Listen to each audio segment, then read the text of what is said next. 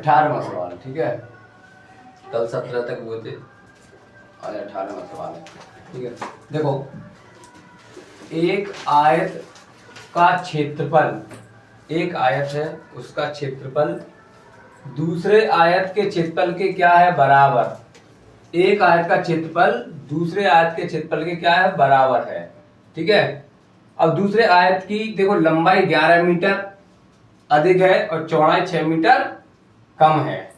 ठीक है, पहले आयत का क्षेत्रफल दूसरे आयत के क्षेत्रफल के दोनों बराबर हैं, लेकिन दूसरे वाले क्षेत्रफल की लंबाई 11 मीटर अधिक है और चौड़ाई 6 मीटर कम है। तो माना लंबाई बराबर x और चौड़ाई बराबर y, ये हमने एक्स वाई मान लिए। ठीक है, लंबाई और चौड़ाई। तो आयत का क्षेत्रफल क्या होता है, तो देखो पहले आयत का क्षेत्रफल, पहले आयत का क्षेत्रफल, आयत का क्षेत्रफल बराबर दूसरे आयत का क्षेत्रफल, आयत का क्षेत्रफल। अब ये मैंने ऐसे क्यों लिखा है, क्योंकि ये कह रहा है पहले आयत का क्षेत्रफल दूसरे आयत के क्षेत्रफल के क्या है बराबर है, इसलिए मैंने कर दिया। देखो पहले आयत का क्षेत्रफल बराबर दूसरे आयत का क्षेत्रफल, माने पहले जो आयत का क्षेत्रफल है वो दूसरे आयत के क्षेत्रफल के बराबर है, इसलिए मैंने बराबर कर दिए दोनों। ठीक है, अब पहले आयत का क्षेत्रफल की लंबाई कितनी दे रहा है x, आयत का क्षेत्रफल होता है लंबाई गुणा चौड़ाई, लंबाई गुणा चौड़ाई। तो पहले आयत का क्षेत्रफल क्या होगा, लंबाई गुणे चौड़ाई। इसका भी सूत्र क्या होगा, लंबाई गुणे चौड़ाई। तो पहले आयत की लंबाई क्या है x गुणा दूसरे आयत की लंबाई क्या है y। अब देखो सॉरी, पहले आयत की लंबाई x और चौड़ाई y। अब दूसरे आयतन की लंबाई क्या है, दूसरे आयत की लंबाई, दूसरा जो आयत है उसकी लंबाई क्या है 11 मीटर अधिक, माने 11 मीटर अधिक। पहले वाले आयतन के, पहले वाले आयत के लंबाई से 11 मीटर अधिक, तो पहले वाले की x है, इसमें 11 मीटर अधिक का मतलब जोड़ेंगे तो x प्लस 11 मीटर अधिक हो गई। और चौड़ाई क्या कह रहा है 9 मीटर 6 मीटर कम, चौड़ाई दे रहा है दूसरे आयत की 6 मीटर कम पहले से, तो y माइनस 6। अब देखो इसका गुणा करेंगे x का y में करें तो x y बराबर, इन दोनों को गुणा करेंगे, पहले x का इन दोनों में करेंगे फिर 11 का इन दोनों में करेंगे, तो x का y में करेंगे तो x y, x का माइनस के 6 में करेंगे तो माइनस के 6x, x का इन दोनों में हो गया। अब 11 का करेंगे, 11 का y में करेंगे तो 11y, 11 का माइनस के 6 में 11 6 66 माइनस का। अब देखो ये वाला कट गया, x y बराबर में समान चिन्ह कट जाते हैं, तो x इधर ले आओ तो 6x प्लस का हो गया और माइनस के 11y बराबर माइनस के 66, समीकरण नंबर 1 हो गया ये। ठीक है, अब क्या कह रहा है, उसका आयतन तीसरे आयत के, उसका क्षेत्रफल तीसरे आयत के क्षेत्रफल के बराबर है। पहले आयत का क्षेत्रफल था दूसरे के बराबर, अब दूसरे का क्षेत्रफल बराबर है इसका तीसरे आयत, तीसरे आयत के क्षेत्रफल के बराबर है, दूसरे आयत का क्षेत्रफल तीसरे आयत के क्षेत्रफल के बराबर है। तो अब यहां लिखेंगे, देखो दूसरे का आयतन, दूसरे आयत का क्षेत्रफल, सॉरी आयत का क्षेत्रफल, शॉर्ट में लिख दिया है, आयत का क्षेत्रफल बराबर तीसरे आयत का क्षेत्रफल, तीसरे आयत का क्षेत्रफल। माने पहले वाले आयत का क्षेत्रफल दूसरे के बराबर था और दूसरे आयत का क्षेत्रफल तीसरे आयत के क्षेत्रफल के बराबर है।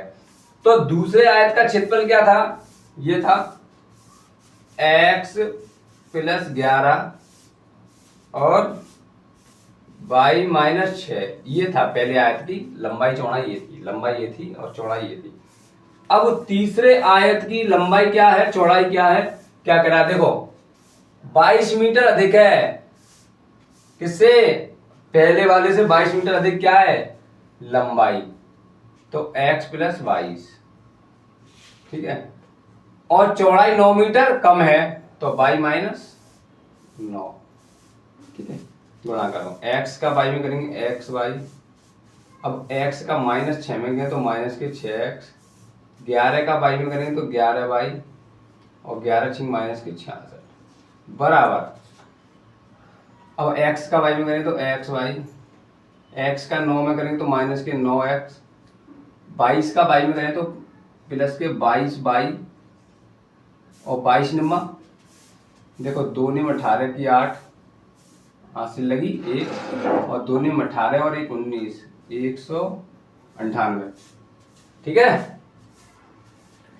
अब देखो एक्स वाई से एक्स वाई कटेगा, मैंने क्या बराबर में समान चिन्ह कट जाते हैं। अब देखो एक्स वाई वाले पद इधर ले आओ, ठीक है, तो माइनस के 6, देखो माइनस के इधर ये 6x है और इधर माइनस के 9x है, तो माइनस के 9x इधर आएंगे प्लस के हो जाएंगे, तो प्लस के 9 में से 6 घट जाएंगे तो 3x बचेगा, ठीक है। अब देखो प्लस के 22 है, उधर प्लस के 22x है, उधर प्लस के 11 है, 22 इधर लेके आएंगे बराबर के तो माइनस के हो जाएंगे, तो माइनस के 22 में से प्लस के 11 घट जाएंगे तो कितना बचेगा, माइनस के 11 22। अब देखो बराबर माइनस के 198 और ये उधर जाएगा प्लस के 66 हो जाएंगे, तो 3x माइनस के 11 बाई बराबर घटाओ 6 में से वो 8 में से 6 गया 2, या 9 में से 6 गया 3, 1 का 1, माने 100 माइनस का 132, ठीक है। अब ये समीकरण नंबर हमारा 2 हो गया, ठीक है। अब समीकरण 1 को लिख लेंगे इधर, क्या है 6x माइनस के 11y और बराबर माइनस के 66। देखो 11y से 11y कट गया और माइनस माइनस दोनों चिन्ह काटे हैं, समान चिन्ह है तो घटाने पर आएगा, घटाने पर। अब घटाओ 6 में से 3 गए तो कितना बचा, माइनस के 3x, क्योंकि माइनस के 6 में से नीचे वाला माइनस होगा, माने 3 में से माइनस 6 घटाएंगे तो बड़ी संख्या माइनस की है तो इसलिए माइनस के 3 आ गया। अब इनमें से ये घटाओ, माइनस का 132 और माइनस के 66, माइनस का 3x बराबर माइनस का 132 और माइनस माइनस प्लस का 66, तो माइनस का 3x बराबर घटाओ 12 में यहाँ से हासिल ले लिया, 12 में से 6 गया 6 बचे, यहाँ 2, ठीक है, 12 में 6 फिर 6, माइनस के 66 ही बचे। x देखो माइनस से माइनस कट गया, 3 से क्या बार कट गया, तो x बराबर 3 6 3 6 22 बार कट गया, ठीक है, 3 से 66 22 बार कट गया, क्योंकि 3 का भाग दो 6 में 2 बार, 3 का फिर 6 में 2 बार। अब x का मान आ गया, अब इधर हम y का मान भी निकाल लेंगे समीकरण 1 में रख के, ठीक है। समीकरण 1 क्या हमारा ये है 6x माइनस के 11y बराबर माइनस के 66, ठीक है। तो देखो 6 गुणे 22 माइनस के 11y बराबर माइनस के 66, तो माइनस के 11y बराबर माइनस के 66, और ये भी उधर जाएगा माइनस के कितना 6 का गुणा करो, 6 दूनी 12 की 2, हासिल लगी 1 6 12 1 13 132, ठीक है। माइनस क्या होगा क्योंकि इधर प्लस के है, तो माइनस के 11y बराबर जोड़ो 6 और 2 8 और 6 और 3 9 और 1, अब माइनस के माइनस से माइनस कट गया, 11 का भाग दो तो y बराबर 11 एकम 11 कितने बचे 8, 11 8 88 माने 18 बार। ये x का मान 22 आ गया और y का मान 18 आ गया। अब आयत का क्षेत्रफल निकालना है हमको, ठीक है। अब हम इसको मिटा दें सवाल को कि नहीं, चलो ठीक है, यहाँ निकाल देते हैं। तो आयत का क्षेत्रफल, पहले आयत का क्षेत्रफल, आयत का क्षेत्रफल, चलिए इसको उतारो आप।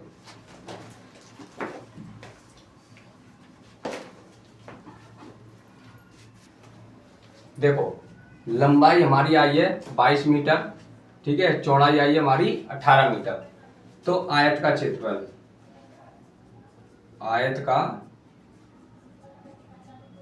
क्षेत्रफल क्या होता है, लंबाई गुणे